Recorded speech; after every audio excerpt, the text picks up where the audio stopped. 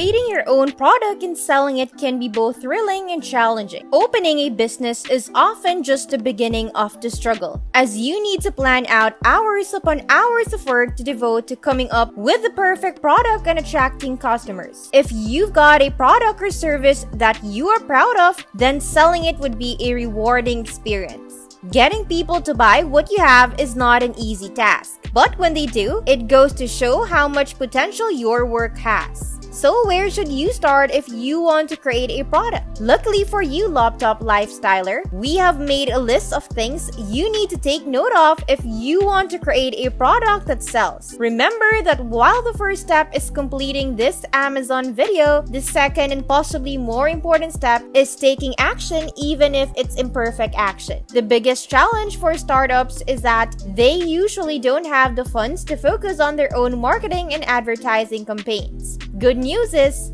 you will get better results if you do it right. Rather than spending a lot of money on advertising, you can generate 10 times the amount of results by investing a fraction of the advertising cost. So, how do you do it right? Stay tuned as we go through the list you might want to follow to create a product that sells. Number 1, brainstorm ideas. To start, you must build a product plan that includes a goal and how you will reach that goal. You must also know your target market, who would love to buy the product enough to make it profitable, and what costs you would need to hit in order to sell the product. Before you begin the process of actually manufacturing or designing your product, it's important to conduct some basic research to find out what has already been developed and who is buying them.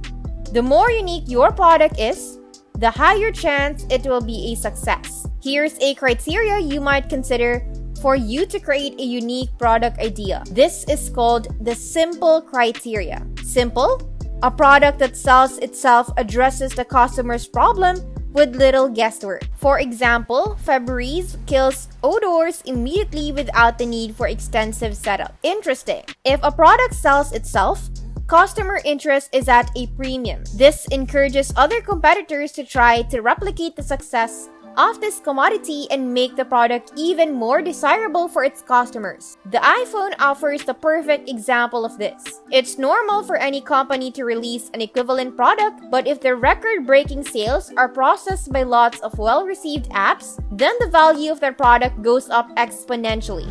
Meaningful: if you create a product that is unique and solves a problem people care about, it will likely sell itself. Square offers providers of custom meals like mobile food trucks the ability to accept plastic payments, something they couldn't do before. Because they were unable to accept credit cards, seller casted their lot with Square as soon as they heard of the solution. Productive: in order to sell efficiently, a product should simplify the customer's life. It just needs to offer more convenience than before, not lead the user astray. Long-lasting: successful products are long-lasting and provide a meaningful solution that may be more than just a trend. They also have advancement made by different generations of products. Entertaining: many people love Facebook, but because they are a product of popular culture and not for their productivity. Video games are enjoyable products of popular culture, but their purpose is to distract people from chaotic work schedules. If your product has only 4 or 5 key features, it will sell itself. Next thing you should identify is your ideal buyers. Buying information is essential to identify your ideal customer. To do this, consider their demographic, including their age, gender, where they live, and the types of tasks that they need to perform. Pay special attention to psychographics such as interests and lifestyle. Determine your laser-cut products to make and sell. With the knowledge of your target audience, scour Google for trending ideas and learn about price points that other people are selling for. Consider what other sellers in your niche are offering and how to guides online. Make sure to check out this post on laser cutting and these how-to tutorials. Number 2, design your product. Now that you have some information you need, it's time to build your first design on a laser cutter. Picasso said, "An idea is a point of departure and no more." As soon as you elaborate it, it becomes transformed by thought. So once idea is formed in your head, the first step is to verbalize and try to write that idea down. Draw a rough sketch of your idea or create it digitally in your favorite design program. Detail the shape, dimensions, and colors that come to mind. Keep track of any descriptive words that go with the sketch. It is important to consider any other components that might be required to complete your product. If you are making electronics, for example, you will need to understand the physical properties of the components, and the size will affect the design of the finished product.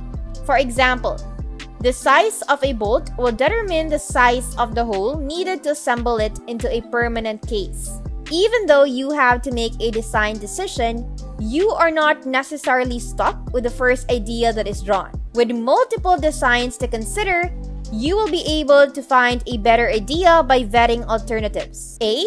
Think of something unique. When designing your product, you want to avoid being caught in the black rectangle trap. To avoid this issue, consider these steps. First, know your industry.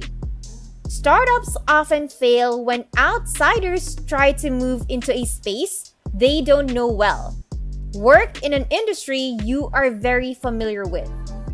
Next, ask for feedback. The best way to prevent issues is to talk with the people you are pitching. Talk about your product casually or in a formal presentation to investors and partners if need be. Ask them their opinion if it meets their needs or not. You will learn from what they say, since that is all they have available to you. Third, know your competition. You do not want to create a product and find that you have been beat by your competition. Not only would you look foolish, but you would be out a lot of money. With prototyping designs and displaying them online, you can see what the design would look like with different materials or sizes. Digital prototyping can serve as a reliable blueprint during the product creation process so that you know how much to order in regards to your needs. The goal of the project was to balance design aesthetics, the look and feel, with efficient engineering costs. For example, a retail price of $6 means the target production cost is $1.50 or less per unit in order to both sell wholesale and retail. To get an idea of what your product looks like, simply print it out at 100% scale. Printouts can look different from the original, so this is a helpful hint to get an idea of the finished product. Once you finalize the dimensions and type of your product, it's time to get a physical copy. You'll want to place your first order at this stage in cardboard as a prototype of your product. As the parts arrive, look at the design. Is it what you envisioned? Do the size and proportions of the parts come out right? All slotted parts would fit together perfectly. If not, take advantage of tools to alter their placement so that it is better aligned with what you had intended. The result of this revised design will naturally be a new prototype, followed by another round of assessment. Continue altering the design until you are confident in its quality. With a concept successfully prototyped using cardboard, it's now possible to move on and order your product from the material of choice. The process starts with sampling before choosing a specific quantity for the full order. This is important because it allows time for feedback about the product before committing funds for a larger order. After brainstorming and conceptualizing your design, you may proceed to planning about manufacturing, pricing, and packaging your product. Number 3, test the market. Before creating a product or distributing it to the public, you need to test the market. Create a prototype and give it to family members, friends, and acquaintances for feedback. Use their feedback to improve your product idea. If your concept is well received, you will then create more of the product in order to produce more units for sale. Now is the time to send your design out to testers who will provide feedback and confirm that you are on the right track. A great product is no good without the proper feedback. This can come from friends, family, or potential customers, and it helps confirm the potential of both the product and the pricing strategy for your apparel company. Now that the product design has been finalized, it is time to think of how best to package the product. Packaging is an important part of your brand because it grabs attention from viewers and still has a cost-effective import. It needs to appeal to a wide range of consumers too, so that you don't lose money in packing prices. Before you can kick off a sales process, you must finalize the retail and wholesaling pricing strategy. This includes using a simple, cost plus margin pricing model to ensure profitability. Total production cost is equal to making, plus materials, plus shipping, plus packaging cost. Number 4, find buyers. The next step in selling your product is to find potential buyers. Figure out who might use your product and what they believe will make them more likely to purchase it, such as information on where they live, their income, family life, time spent online, and media use.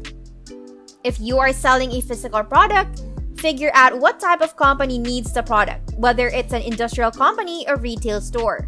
You can do this by researching decision makers at the company and how they learn about new products. Pre-orders are a stamp of approval. Not only do they confirm the success of your design, but they also give you confidence moving forward in this journey. Because pre-orders provide an indication that you might be onto something, you reduce the chance of wasting time on any product without potential buyers. After understanding who your potential buyers are, it's time to choose a location with the highest opportunity for holiday sales. Choosing where you can sell your products can be difficult because without customers, the whole business is for nothing. You need to find people who align with your customer types. There are 3 main ways to sell your products: online, in local shops, and at craft fairs. The easiest way to start is to focus on one of these. Master it, then expand your business. We will discuss the benefits and pitfalls of each. First, online. Selling products online is one of the best ways to get your product in front of a large number of potential customers. Plus, with sites like Etsy, you only need a Google search to find the perfect venue. Of the many methods to sell your products online, you should consider launching a Kickstarter if your idea is more complex than what you can produce in-house, or if it will take more startup capital and funding than you have on hand. In addition to that, Etsy and Kickstarter are not the only options. There are many other avenues to sell products online. Fortunately, Creative Blog provides useful guidance in finding these. They recommend contacting friends, family members, and local communities such as Facebook groups for ideas on how to sell products online for people looking for particular designations like size or color preferences. But even beyond this, published content is essential to selling online. Read about creating marketing materials to attract buyers. If selling in retail stores is your goal, you must sell to a specific store owner. To do this, you should research the potential stores and determine their demographic like you would when determining an individual optimal buyer. Is this store for people in your target market? Does it have products that complement yours? How does it differ from other stores in its inventory as well as being different from everything else? The benefits of wholesale selling are that it frees up time by not needing to maintain your own stationary store, produce individual sale items, and sell them. While found stores must have inventory ready for sale, you also need to satisfy a price point with low production costs or it will not be profitable. Conventions, fairs, and markets. By selling at conventions, fairs, and markets, you can find brand new customers with a niche interest who will likely buy your goods in droves. This is because those attending these events are specifically looking for something different that they cannot make themselves or find elsewhere. The amount of time to set up and take down a booth, travel, and allocate time for setup is also significant. Have enough inventory to offer customers a variety of items and accept personal credit cards as well as business credit cards. Being able to process personal charges on a professional level is important. You also need tables and stands for displaying your products or signs with brand awareness. For sellers who are unsure about whether to sell their wares in craft fairs, or online, the decision depends on how you define your target audience and what you want to do with your time. To shorten your risk and maximize profits, these tips will help as you make this important choice. Number 5, choose distribution methods. To sell your product, you must determine the best way for it to get to market. Some companies distribute their products through a storefront and the internet, while others sell exclusively online. If you have an item that is more localized, consider renting space in your market. Farmers markets or local flea markets. To find a distribution outlet who may be interested in selling your items through retailers, another option is contacting a distributor directly. Number 6, write a marketing plan. Create a marketing plan to determine the best ways to promote your product by understanding customer requirements and promotional tactics. A marketing plan will also aid you in finding your target market even if they sell a different product. For example, if you're a baker and the only one in your town, you will be competing with grocery stores for customers. To find success in your market, figure out uncomparable benefits of each competitor's products and their customer bases. Incorporate that knowledge into your own strategy so that you are not just a competitor in your town, but all across the country or world. Keep an eye on competitors too. They might have helpful strategies that could help leverage your own product ideas better than simply making it yourself. That's it for this video, Laptop Lifestyler. Remember to subscribe to our channel, and if you feel like we have delivered value, please share this video with one person. That's right, just one person as a token of your appreciation for the hard work we put into making content that educates and helps you on your mission of building your own fortune. Remember, you can watch video after video, but it isn't until you actually take action that you will start to see results. See you soon.